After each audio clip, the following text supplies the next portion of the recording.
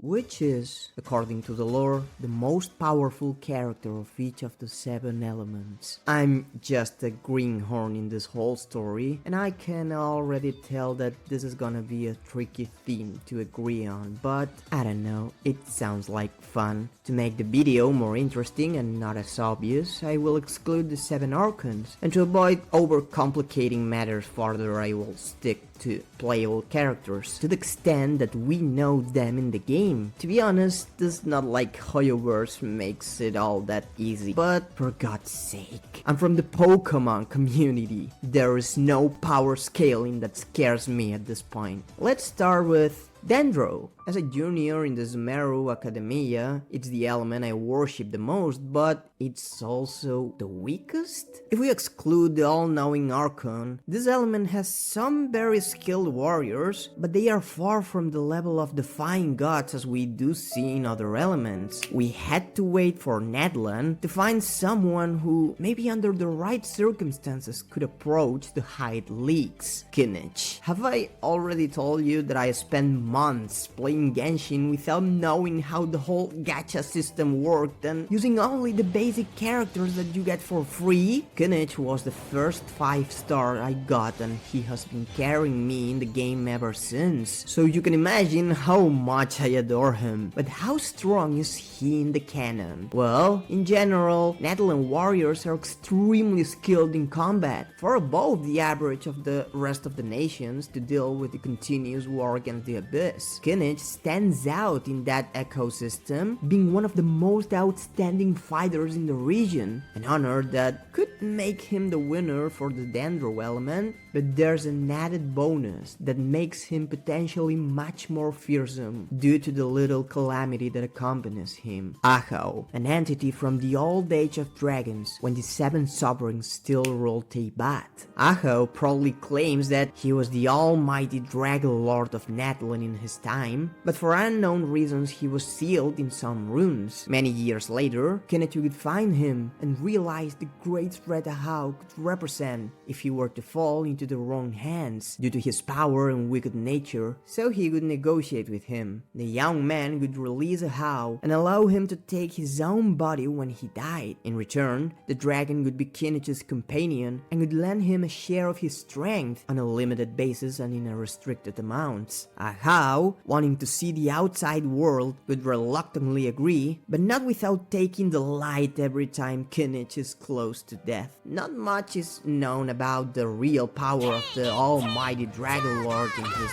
unrestricted version that once haunted the ancient world, but the fact that he was feared and sealed in such a terrible era, and that the clever Kinich saw the potential threat that his power could pose if he were to break free and devised this whole strategy to control him, suggests that he's not just a bragging Saurian. Despite not getting along to the point of wanting to kill him, literally, Ajaw has shown in the past some loyalty to Kinich, and in combat we have seen how they boost each other enough to take the lead in Dendro. As for anemo, well, we have to exclude the Archon Timmy, but it's one of the most competitive elements, with Adepti who have fought terrible wars such as Xiao or Cloud Retainer, or my chosen one, the Wanderer. The Wanderer, previously known as a Scaramouche, is an artificial creation of the Archon Raiden, designed to contain her gnosis. Although he was deemed unfit for the purpose, the divine properties of his physical body and his elemental affinity made him a monster. A life of neglect and resentment led him to be easily manipulated, joining the Fatui as the 6th of the Harbingers under the guidance of the Torre, who saw in him a perfect tool for his experiments and research. The Torre transformed him into an artificial god, giving him immense power thanks to a replica of the electro and dendro gnosis, and after the events of Inazuma, his defeat and subsequent rebirth under the identity of the Wanderer, things start to get complicated. Supposedly his power was significantly reduced, and yet he managed to defeat his mechanical god version in a dream created by the Dendro Archon, so that he could face his past traumas and get back his memories. The false god he defeated was not an external entity, but a manifestation of his his own subconscious. However, in the game, Nahida mentions several times that the dream world is more similar to reality than we think. Even if there's not a lot of data to support this, and it's debatable if he's still on the same level as the gods as before, I think it's safe to say that the Wanderer is at least stronger than most, if not all, vision holders, because his body, conceived as a divine puppet, which he still maintains, would give him unimaginable durability and strength. I didn't know whether to choose him or Xiao, because while the latter is a warlord who has dedicated his long existence to fighting, and in his prime could surely touch the limit of power a mortal can reach, at the beginning of the video we settled that I could stick to current versions of the characters, and the game makes quite a point that despite his longevity as an Adeptus, the years have been wearing him down, and now Xiao's far from the strength he used to have in his prime. I think they could be really evenly matched, but my bet is on the Wanderer. This is gonna be harder than I thought. Thankfully, there are no such doubts about Pyro, with someone not only backed up by her feats, but evidence pointing to her as a far greater threat than she may appear to be.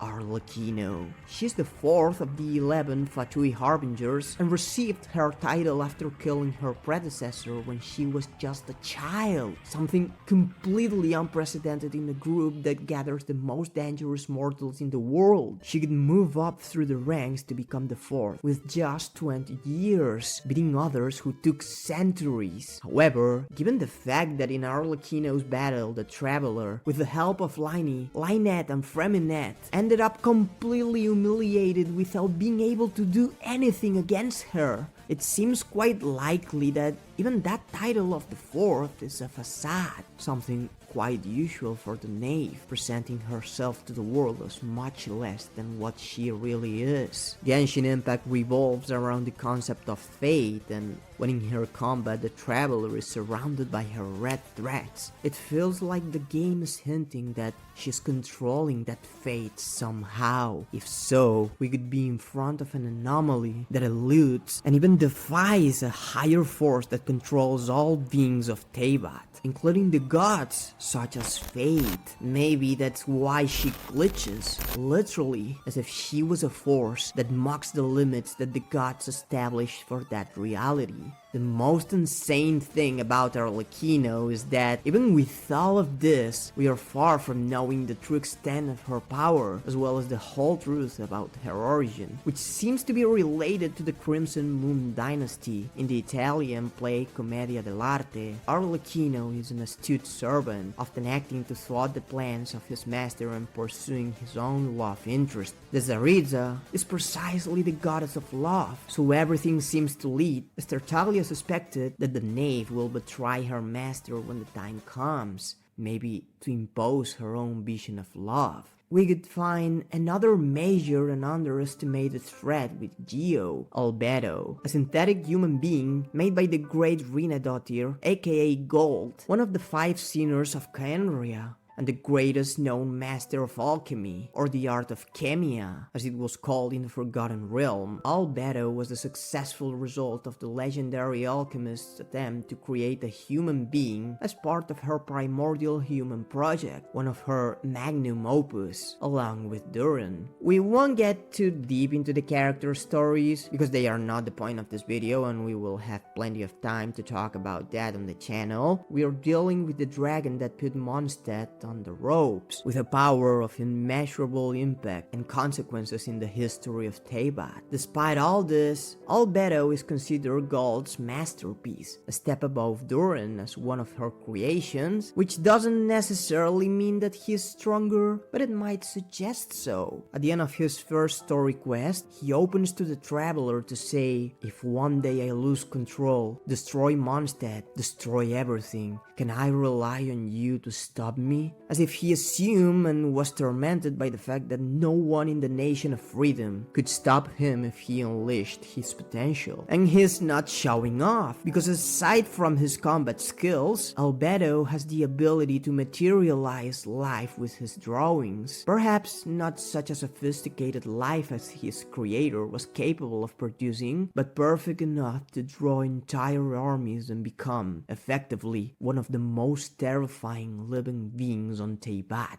Now, let's take a look at Electro. A good candidate could be Jaemiko, the head shrine maiden, an astute kitsune and mystical spirit with vast longevity and spiritual skills, like a mediator between the divine and human realms. However, even though there is no doubt that she is very powerful, I guess this is gonna give me some problems, especially coming from a newbie to this game like me. But how crazy could it be to choose Lisa? I think the fact that she's one of the 4-star characters that the game throws at the player at the start makes all of us overlook the monster that we might have in our hands. She is introduced as an exceptionally powerful mage of the Knights of Favonius that studied in Sumeru, as no less than the Academy's most distinguished graduate in centuries. Something really not insignificant given the legendary figures that have been there, and Lisa is the best of all of them. But that's just the tip of the iceberg, because like many of Mondstadt's characters, throughout her brief and intriguing interventions in the plot, it becomes clear that there's something hidden behind this mage that no one is aware of, and that her power goes far beyond what it seems. Right from the early moments of the game, her chill attitude during the Storm Terror crisis is suspicious. It almost gave the feeling that she could deal with the elemental dragon on her own. Even Albedo confuses to be shocked by her skills and is suspicious of the fact that someone with such talents could occupy her time in such a humble occupation as a librarian. Not to mention the odd way in which she got her vision. She just thought it would be useful to progress in her studies, and she got it. Almost as if it was she who bestowed it on herself rather than the gods. Although the game is extremely vague and cryptic in everything about Lisa, the hints of her being one of the most powerful mages the story of Teyvat has ever known are endless. It's a leap of faith to choose her as the strongest of Electro, but I don't think the assumption is unfounded. The dim sky goes dark when this woman does a little bit of thinking. It hurts to do this video with Capitano still not playable, but until then, the most powerful cryo character is Shenhe, abandoned at the age of 6 in a cave by her father, who tried to sacrifice her to a malevolent god to bring his wife back from death. But things didn't go according to what he planned, and Shenhe ended up getting stuck with the remnants of the god. The poor child struggled for days and days until she was finally rescued by Cloud Retainer, and it was at this point of her life that she received her cryo vision, and becoming an exceptional disciple in the Adepti art. Something unthinkable for a normal human being. Some of her feats include lifting a divine rock that some estimate to weigh hundreds of tons and freezing the tsunami that threatened Liyue Harbor during the battle against Basht. She's a character that not only speaks about what strength is, but also about humanity. So there's no better choice than her. At least until Kaeya, just like Lisa, reveals his true role and skills, which is very likely to happen with all the illusions the game makes about his connection with Kaenria. Maybe the day that he releases the power that his eye patch seals, even if he claims it's just an accessory, although Diluc already warned us to only trust half of what he says. Last but not least, Hydro is without a doubt the easiest element of the video, giving power to an almost invincible entity, a Hydro slime. If you are the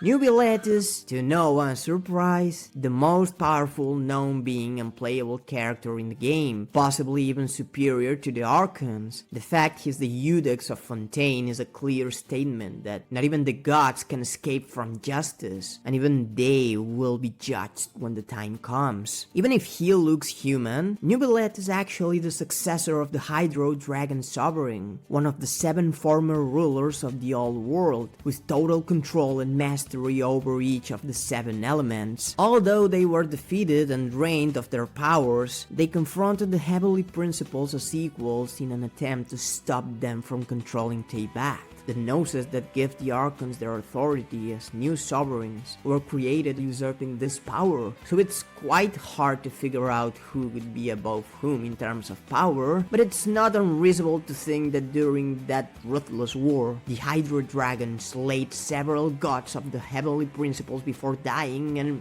being reborn long after as Nubilet, who would inherit those memories and total control over Hydro, which could remain dormant in him until Focalors gave her elemental authority back to him in a never-ending waltz as light rain falls. None of the feats we see in the game truly represents the real powers of an entity that transcends the gods. The story of Genshin Impact keeps marveling me for its depth and beauty, but surely it's not always presented in the best way, with plots that get unnecessarily convoluted and a lot of distracting elements that make many people quit the game. That's why the main purpose of this channel is sharing with you this great story, synthesizing it to its very core in the most understandable and enjoyable way possible. If you want to join me in this new adventure, subscribe and share the video with the fans of this universe you think may enjoy it, so we can expand this community and bring great things to the table. Also remember to follow me on social media. I'm starting to post drawings of Genshin too, and if you're still hungry for more, take a look at my first theory of the game, now on screen. Be nice.